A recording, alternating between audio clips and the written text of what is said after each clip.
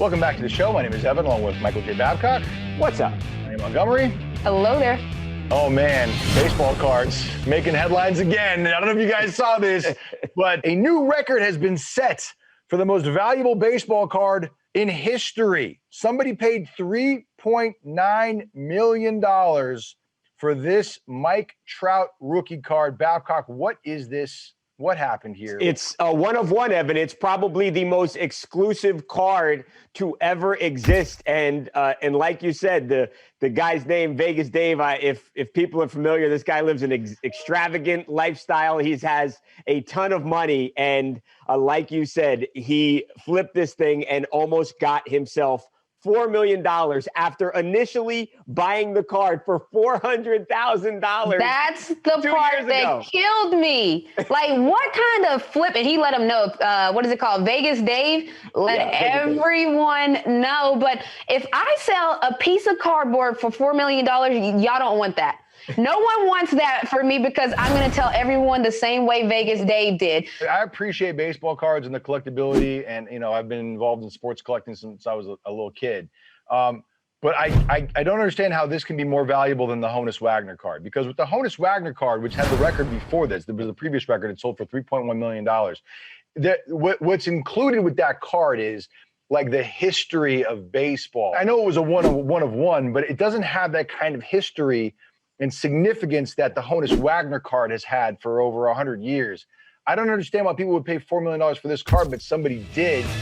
Congratulations to whoever bought it. You have a $4 million piece of cardboard, as Vegas Dave said. I would rather have the Honus Wagner card, but hey.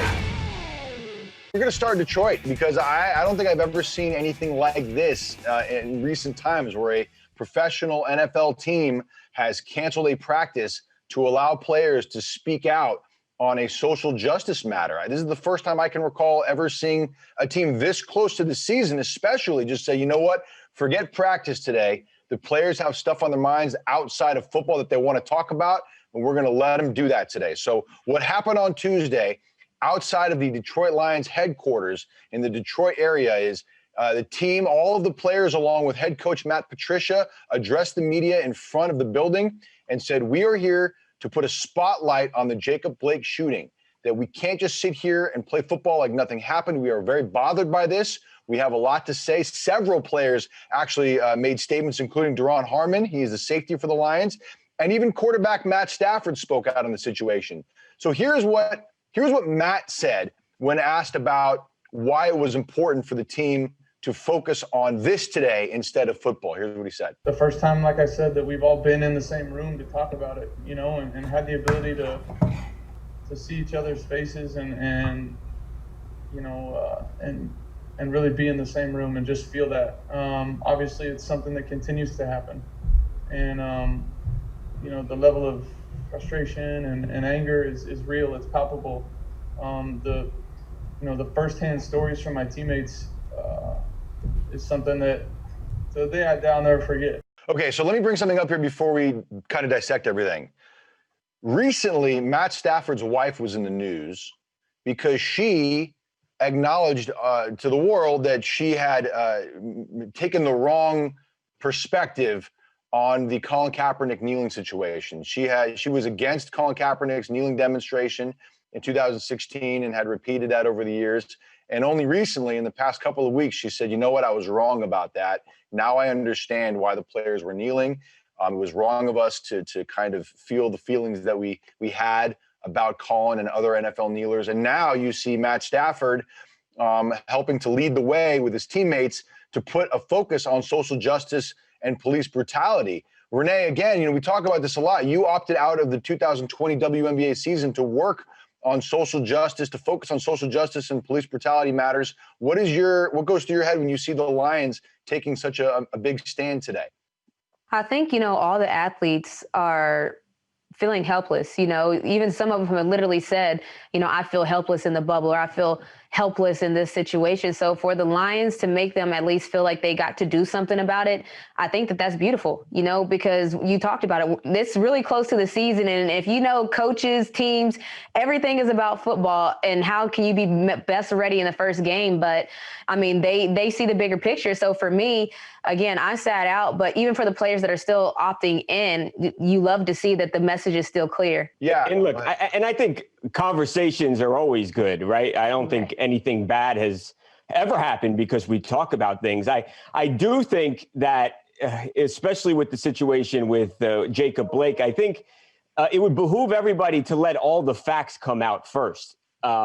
You know, at this point, and look, that very well may be a terrible shooting, and I will be right at the front, and I will lead the charge to have those cops fired, and then, like I said yesterday, prosecuted, and I hope they go to jail for a very, very long time if this was a bad shoot. But I think we need to let the facts come out here so we have a full understanding about what happened. As I'm watching the city here burn down, I see people pointing guns at reporters, small businesses being burned down to the ground.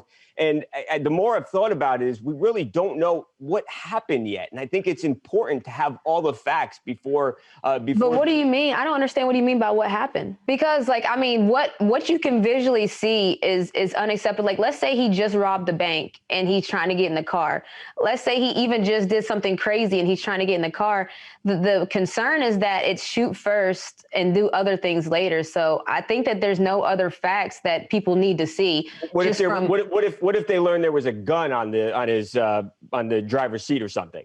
I mean, there would be ways that is important, but I'm just saying, like, with somebody's back to you, is there no other way? That's the main concern. Is there no other way to stop someone than shooting them? And look, again, just so no one misinterprets what I'm saying here. If it is a bad shooting, they should be fired and go to jail forever for murder. Let me make that very clear. And there are plenty of bad shootings, and sometimes the cops don't pay, and I think that's an absolute disgrace. Yeah. But my only point is that I think we should wait. I know it's hard with social media and everything that's going on. And athletes are asked questions and they answer the questions that they're asked. But I do think it's important to have a complete understanding of the fact pattern before we say, hey, this was a bad shoot or this was about race. Yeah, I don't think so. Can I jump in for a second real quick? Yeah. I want to say that to that point, Babcock, I think that's why it's even more important for high-profile individuals like the Detroit Lions and like NBA stars and like anybody else who has a platform to continue to put a spotlight on this particular case so that people don't forget about it. Because what we've learned over time, I mean, Babcock, you and I have been working in this industry for a very long time now. And what we know is that, like, sometimes people get caught up in the moment, right? So it gets a lot of attention right now. But what happens 2-3 months down the line, 4 or 5, it's easy. People forget, they're on to the next thing. Oh, yeah. It's important for players to continue to speak on this stuff. And it's the reason people keep saying, say her name with Breonna Taylor. Right. Don't let that case go away. Don't let people forget what happened there. We got to continue to investigate that and make sure that if it's determined that cops acted incorrectly and did something wrong, they are punished. And that's a case where I think we have a pretty good understanding of the facts, and it's puzzling that nobody has been arrested and prosecuted. But this one is not. This is what I'm saying. Like, it doesn't matter what facts come out. Like, let's say there was literally a gun. Welcome back to the show. Another massive Kobe Bryant piece of memorabilia about to hit the auction block. This one from the very last game he ever played in. And Babcock, I'm told that this item could go for more than $500,000. Absolutely, Evan, or even more, because it's just one of the coolest items that you will ever see. So you remember Kobe's last game as an NBA player where he dropped 60 points on the Utah Jazz. He could not be stopped in the second half. Well, the actual floor from Staples Center, they had Kobe's numbers. Welcome back to the show, everyone. We're about to do a segment on Babcock's favorite topic in the world, hair. Yeah. Oh. Babcock spends more time on his hair than anybody I know. And now here is a picture of Dwayne Wade, who is making a statement about the current state of affairs Welcome back to the show. We're going to end with an awesome video. This is a really cool clip. Do you remember Tony Hawk and the young female skater that he's kind of mentoring who suffered a serious injury on a ramp at one of his skate parks recently? Her name is Sky Brown, she's 12 years old, and she is legit. She is the truth on a skateboard, but she suffered a bad injury. She was a nasty fall. She was hospitalized. She fractured her skull, Evan. She broke her wrist. She broke her hand. She had bruises all over her body. It was terribly hurt. Yeah, I mean, that's enough to make most athletes, professional and amateur, hang up their skateboards for life. Not Sky Brown. Not Sky Brown. She is a beast, and she got back on the board. And not only is she skating again, but she's taken on insane tricks. Here she is with Tony Hawk again, just 2 months after the injury, going down something called a mega ramp.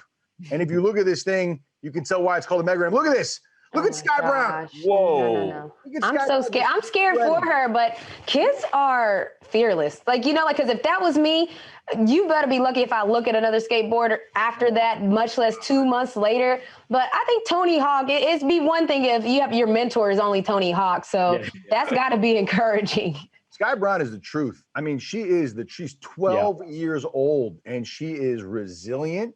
She is as tough as they come. She is talented. If you've seen her social media page, which I'm not going to lie to you, I was only made aware of her after the injury. Yeah. But then people kept sending me videos and goes, you need to know about her because she is the future of skateboarding. And you know what? They're right. She is unbelievable. What an athlete. And the fact that she can bounce back just 2 months after the skull fractures and all that stuff, obviously it doesn't sound super safe. You may want to take some more time. And how old is she? Because she's way cooler than I am, right now.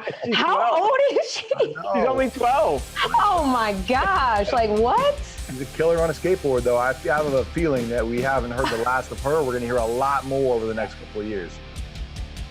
His hair as the canvas. Check out the Black Lives Matter emblem that he has had dyed into his hair. I mean, that's pretty good. Yeah, he's always so creative in the way he dresses, how he's colored his hair pink before, I think. So I like how you never know what he's going to do, and I like that. It's it's not a flat canvas, right? It's a head. It's round. It takes talent to be able to do something that looks so good on a round head.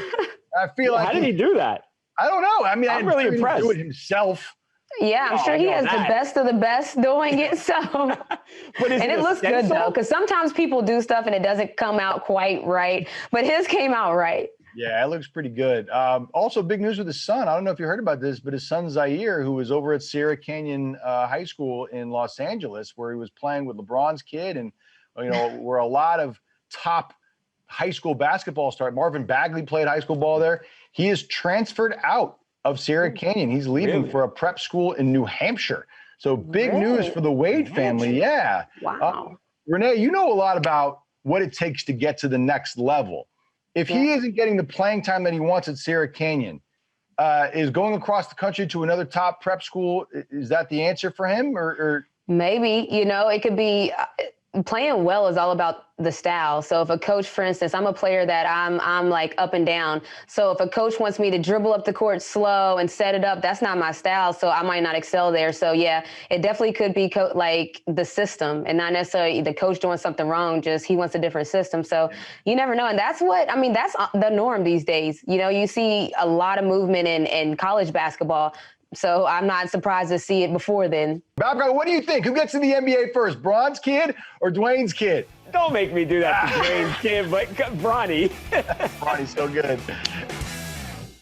They had his original number 8 painted on the floor that night. So that section of the Staples Center floor that was then signed by Kobe is up for auction. And Heritage Auctions is the website. This thing is going live next week. And they believe that this one-of-a-kind item is going to sell for over $500,000. But if collectors start getting back and forth here, this thing could sell for even excess of $1 million. There really is no limit on what this could go for. It's that special of a piece. And this is going to sound crazy, but when Evan said 500,000, my first thought was that's it. And I'm being real because this is Kobe Bryant and his legacy we're talking about now, and so to have a piece of such a historical moment, we all remember the Mamba out. We all remember how did he just get 60 points on his last game? He's retiring, right? We remember that moment. So this goes back to the Mike Trout baseball card the other day. This is what makes my blood boil. And again, I'm a sports memorabilia collector. I'm a fan. I cannot believe that somebody would pay $3.9 million for that Mike Trout refractor card. Right. And only $500,000 for the actual court that Kobe Bryant played his last game on and then signed. To me, there's a better story behind the Kobe piece than there is behind the baseball card that somebody pulled out of a pack. This was a personal moment with Kobe.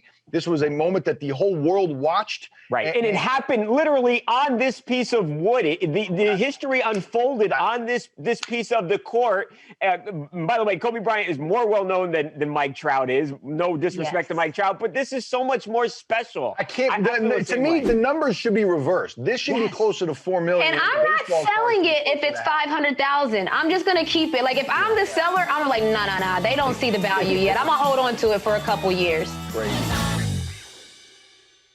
Gun standing sitting right there. I still don't think that's the reason for 7 shots in the back. That's what I'm saying. I think that there should be whatever facts come out, even if there was a gun within arm's reach, his back is to you. Can you not tackle it? Like, is there not things that you can do? Tase him. So the point is, whatever facts come out, I think that the situation, the cops need to learn how to de-escalate. I think that's the topic. It's not necessarily what got them to that point. Is the fact that there has to be a de-escalation. My point is that I don't know, and I don't think many people know, besides the police officers and the man who unfortunately was shot 7 times by the cops. My only point is sometimes I think it's better to wait, find out what the facts are, and then we can judge and act more accordingly. Renee, final word? No, I just think that I don't need to know many more facts than how is there needs to be another way. Like, I don't care what happened beforehand, there needs to be another way. That's my thought.